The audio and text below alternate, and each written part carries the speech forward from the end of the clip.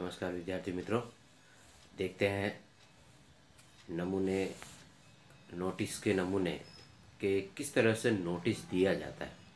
तो यह नोटिस अलग अलग प्रकार से दिया जाता है। जैसे आगे हम लोगों ने देखा कि नोटिस देने के लिए शाखाओं को उच्च ऑफिस तक दिया जाता है, तो ऑफिस से शाखाओं के बीच रहे कर्मचारियों को क्या दिया जाता है, नोटिस दिया जाता है।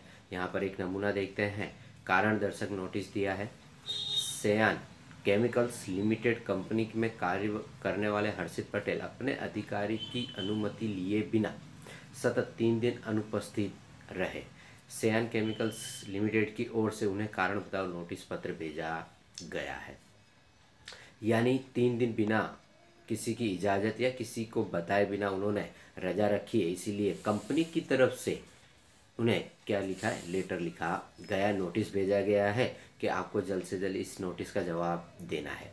देखते हैं। सयान केमिकल्स लिमिटेड GIDC फेज 2 दहेज तहसील कागरा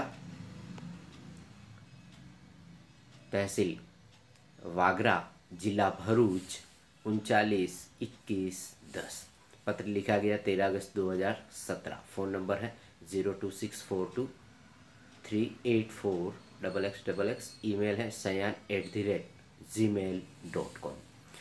पत्र लिखा जा रहा है श्री हर्षित पटेल, पैकिंग विभाग। पैकिंग विभाग यानी कंपनी के अंदर अलग अलग विभाग होते हैं, उन विभागों के अंदर पैकिंग विभाग के अंदर ये कर्मचारी हर्षित पटेल काम करते हैं। उन्हें लिखा जा रहा है सयान केमिकल्स लिमिटेड दहेज तहसील वागरा जिला भरूच 392110। विषय है अनुमति लिए बिना अनुपस्थित रहने के संबंध में स्पष्टीकरण हेतु पत्र। श्रीमान, आप तारीख 10 अगस्त से 12 अगस्त 2017 तक सतत 3 दिन अपने विभाग के अधिकारी की अनुमति लिए बिना अनुपस्थित थे।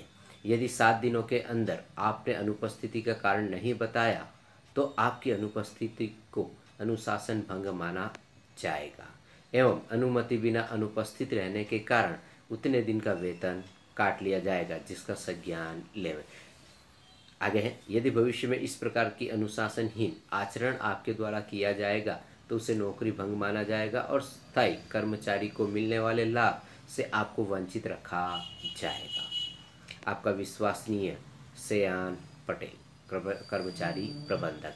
देखिए यहाँ पे लिखा हुआ है कि हर्षित पटेल जो कर्मचारी हैं वो बिना बताए या बिना आज्ञा लिए ही 3 दिन की सतत छुट्टी रखते हैं। तो कंपनी के द्वारा जो नियम बनाए गए हैं उसके आधार पर कंपनी ऐसा बता रही है कि अगर आप कारण बताओ नोटिस, अगर कारण बताते हैं तो ठीक है, अगर नहीं बताते हैं 7 दिनों के अंदर अगर आप जवाब नहीं देते हैं तो आपको क्या करना पड़ेगा, कंपनी के द्वारा बराबर आपके 3 दिन का वेतन काट लिया जाएगा और भविष्य में आपको कभी भी कोई उच्च पद की प्राप्ति नहीं हो पाएगी। इसके विषय में यहाँ पर कहा जा रहा है। ठीक है। दूसरा पत्र है यहाँ पर स्वैच्छिक त्याग पत्र संबंधित नोटिस। अभी कंपनी के द्वारा लिखा गया पत्र था, पर अब कर्मचारी के द्वारा कंपनी को नोटिस दिया जा रहा है किसके लिए, स्वैच्छिक त्याग पत्र, यानी अपनी नौकरी छोड़ने हेतु। लिखने वाले हैं श्री जगदीश भावसार अपनी कंपनी से स्वैच्छिक त्याग पत्र निवृत्ति देना चाहते हैं। इस संबंध में त्याग पत्र की नोटिस हेतु पत्र है। मोबाइल नंबर है 8789898711। Jagdish Bhavsar, machine supervisor, Shyam industries Naroda Ahmedabad 382330। तारीख है 5 जून 2017। किसे लिखा जा रहा है, तो मैनेजर श्री श्याम इंडस्ट्रीज नरोड़ा अहमदाबाद 382330।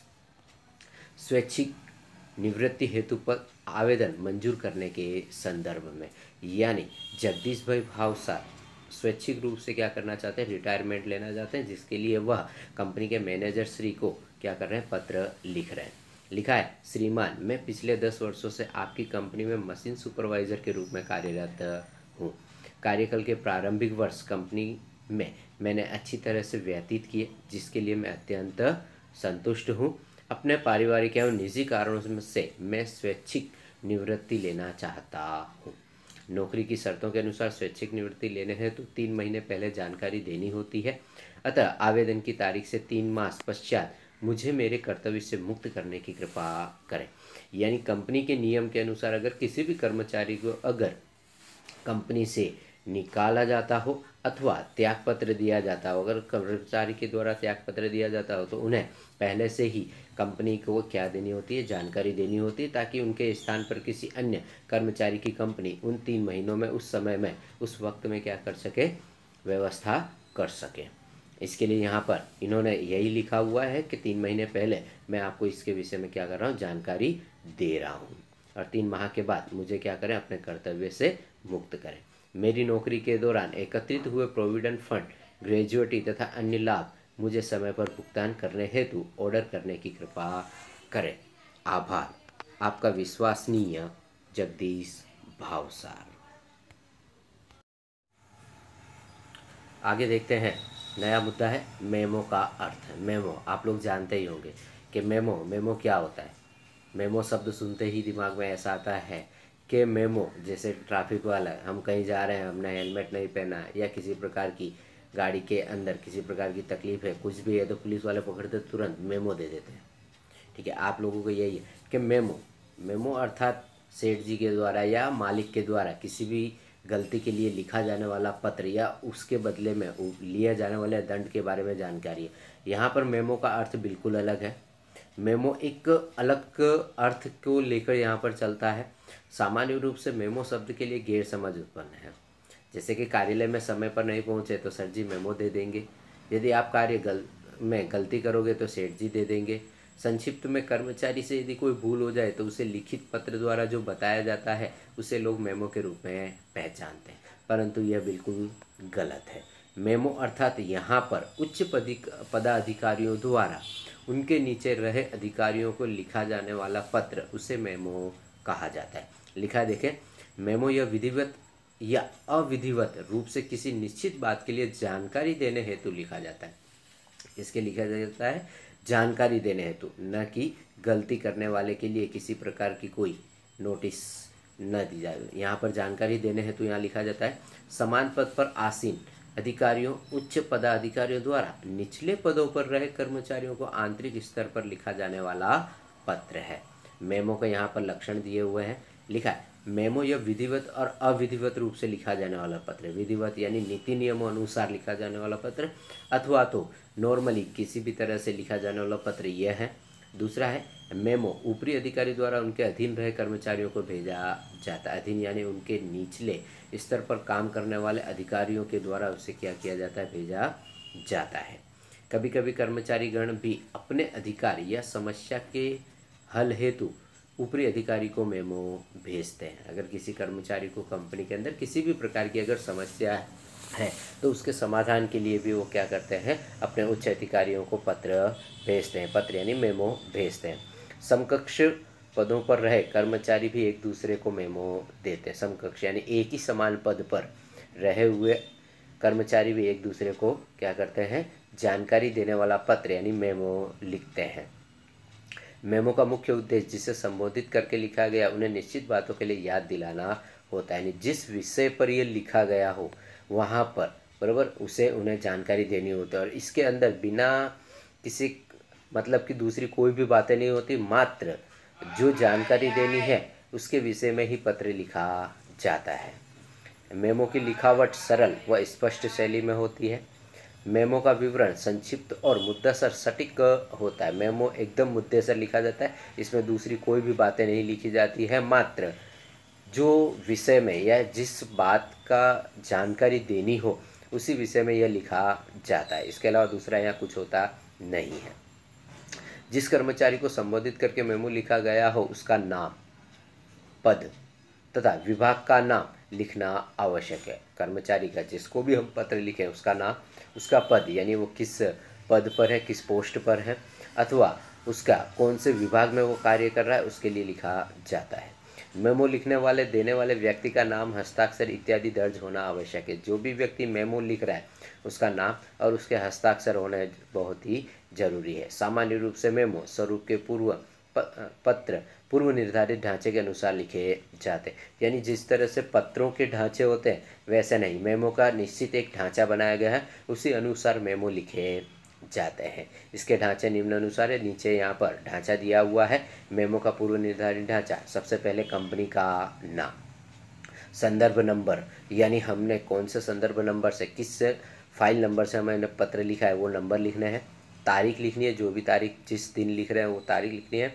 प्रति, जो भी सामने वाला व्यक्ति है उसका कौन से पद पर उसका नाम लिखना है। रवानगी, किसके द्वारा भेजा जा रहा है उसके बारे में लिखना है। विषय क्या है उसके विषय में, और जो भी आपको जानकारी देनी है वह जानकारी मुद्देसर आपको यहाँ पर लिखनी है 1 2 3 क्रम में। इसके अंदर कोई भी ऐसी कोई बात नहीं लिखनी है जिसके बारे में कोई लेना देना ना हो। जिस व्यक्ति के द्वारा पत्र लिखा जा रहा है, मेमो दिया जा रहा है, उसके हस्ताक्षर, उसका पद और नकल की रवानगी, यानी कितनी नकल यहाँ भेजी गई है उसके बारे में यहाँ लिखा जाता है। नमूने का पत्र यहाँ पर देखें तो क्रय विधि की सूचना देता मेमो। क्रय विधि यानी किस प्रकार से हम किसी चीज़ की बिक्री करेंगे या कैसे क्या करेंगे उसकी जानकारी यहाँ पर दिया जा रहा है। किसको लिखा जा रहा है तो नौकार डायमंड लिमिटेड, बापूनगर अहमदाबाद 380024। संदर्भ क्या है NDLA 191।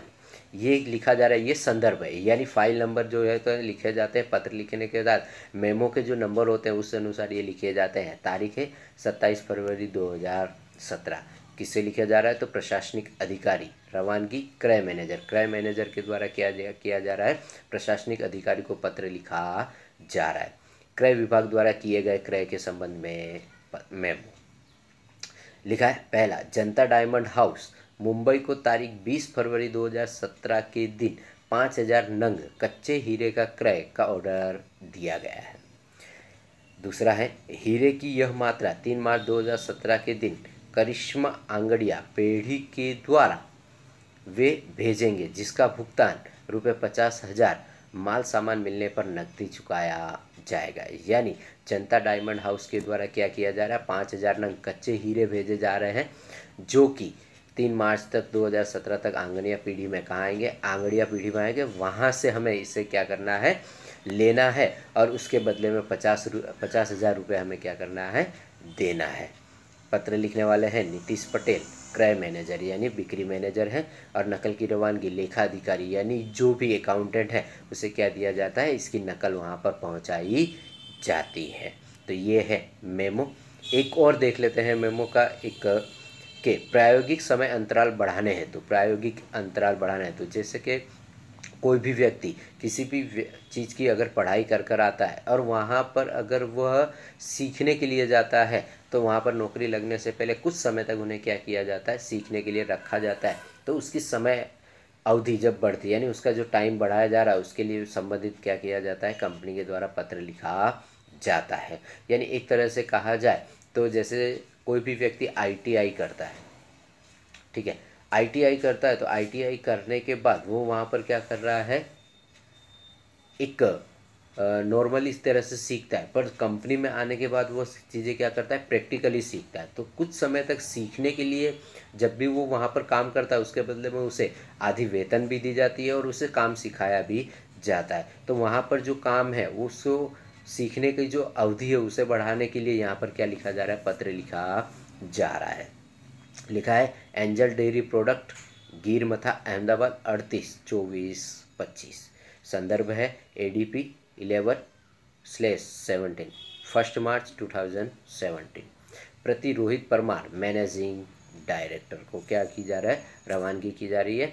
आजमाइशी समय अंतराल बढ़ाने के विषय में। आजमाइशी यानी आप अभी क्या कर रहे हैं, सीख रहे हैं, तो वो सीखने के लिए आपका जो समय है जहाँ पर 6 महीने का समय होता है, जिसे हम लोग एक तरह से कहें अप्रेंटिस, कि कोई भी व्यक्ति थियोरी तो सीखता है पर प्रैक्टिकली सीखने के लिए उसे क्या करता है, किसी कंपनी में नौकरी के रूप में कार्य करना पड़ता है, जहाँ पर वो क्या करता है, अप्रेंटिस करता है यानी सीखता है, प्रैक्टिकली सीखता है। तो उसका समय अंतराल बढ़ाने के लिए यहाँ पर नोटिस दिया जा रहा है, सॉरी मेमो दिया जा रहा है।